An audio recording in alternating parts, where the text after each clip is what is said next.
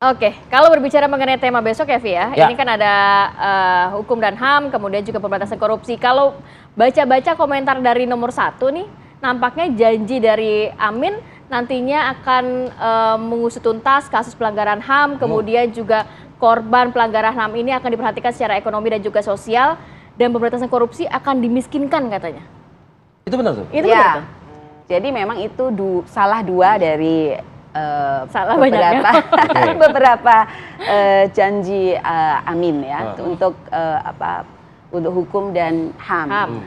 Ya, jadi menyelesaikan kasus-kasus masa lalu yang sekarang ini memang masih juga belum tuntas ya.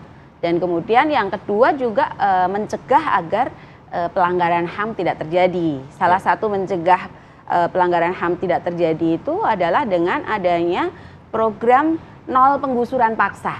Ya, jadi kan sekarang kan masih saja ya terjadi penggusuran paksa. Kalau di DKI kemarin tidak ada atau nol penggusuran paksa ya yang dilakukan oleh pemerintah. Di tanah pemerintah itu nggak ada. Kalaupun terjadi itu di tanah swasta ya, yang mana itu tidak melibatkan Pemda gitu. Jadi Pak Anies tidak punya kewenangan ya, karena itu tidak melibatkan Pemda. Nah, tapi dengan beliau nanti menjadi presiden, itu kewenangan itu ada, hal-hal seperti sehingga penggusuran paksa bisa dicegah, terutama untuk proyek-proyek strategis nasional. Di seluruh Indonesia nantinya berarti ya? Di seluruh Indonesia. Jadi kita lebih luas. Ya, jadi kita tidak ingin apa yang terjadi sekarang ini misalnya di Rempang gitu ya, di beberapa daerah lain, penggusuran paksa yang merugikan, membuat rakyat menangis, itu tidak akan terjadi lagi karena negara hadir. Gitu. Sekarang negara nggak hadir. Disinggung tuh Rempang tuh. Gimana? Sama Amin disinggung Rempang tuh. Gimana Pak Magdir menanggapi hal ini? Saya kira begini, ini kan sedang ada satu proses hukum kan yang sedang berjalan terhadap orang-orang yang dianggap mengakibatkan terjadinya proses Rempang itu. Ya. Nah, kalau menurut hemat saya, karena ini proses hukum sedang berjalan, mari kita serahkan proses hukum. Kita hormati proses hukum itu. Nah, tinggal sekarang ini ke depan kita mau seperti apa?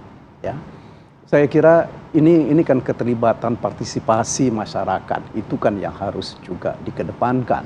Makanya itu seperti saya sampaikan tadi, restoratif justice itu kan termasuk diantaranya adalah penyelesaian urusan-urusan seperti ini. Ya. Jadi tidak semuanya kita mau pidanakan. Harus berakhir di persidangan. Ya, harus berakhir di persidangan. Ya, saya kira ya track record tentang mau bicara, ya, mau mendengar. Ini yang kita perlukan, bukan hanya mau memerintah loh. Ya, memang betul nanti beliau-beliau itu akan memerintah, tetapi ketika mereka memerintah, kan sepatutnya lebih banyak mendengar karena yang diperintah itu yang punya kehendak kan sebenarnya, bukan hanya kehendaknya mereka. Jadi kalau saya sekali lagi kalau terkait dengan ini, mari sekali lagi soal proses hukum biarkan itu berjalan. Ya, kemudian ke depan mari kita coba lihat penyelesaian yang baik. Salah satu diantaranya dengan restoratif justice.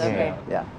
Saya kira itu yang pokok. Pak Magdir, salah satu juga yang menjadi andalan untuk debat besok ini adalah posisi Pak Mahfud MD. Bisa dikatakan beliau ini cukup piawai di dunia hukum dan lain sebagainya. Tapi posisi ini kan ada posisi cawapres begitu ya. Nah, ada nggak strategi Pak Mahfud ini mungkin menjadi mentor untuk capresnya, untuk si Pak Ganjarnya begitu? Saya kira kan soal diskusi itu kan hal yang biasa gitu loh ya. Siapapun lakukan, ya. Siapapun bisa memberikan masukan kepada Pak Ganjar tentang proses dan bagaimana penegakan hukum ke depan. Ya.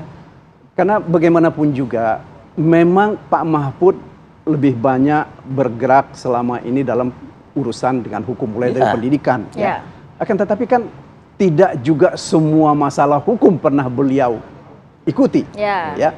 Beliau memang pernah menjadi salah seorang anggota legislator, kemudian menjadi ketua MK, recordnya jelas gitu loh ya. Saya kira dengan track record seperti ini, kalau beliau misalnya memberikan masukan kepada Pak Ganjar atau teman-teman yang lain atau kami pun juga memberikan masukan, itu kan hal yang biasa saja, Rifi. Karena bagaimanapun juga ini kan untuk kepentingan kita ke depan, bukan hanya untuk kepentingan Pak Ganjar hari ini. Baik. Saya nanti mau ke Bang Habib, tapi kita jeda dulu ya Bang Habib. Ini kan 2 kali Pilpres nampaknya Pak Prabowo masih terus dilontarkan pertanyaan, dihantui mengenai dihantui mana dihantui gitu ya Bang ya. Nanti seperti apa begitu di tahun ini, kita akan kembali lagi saat lagi, tetap bersama kami.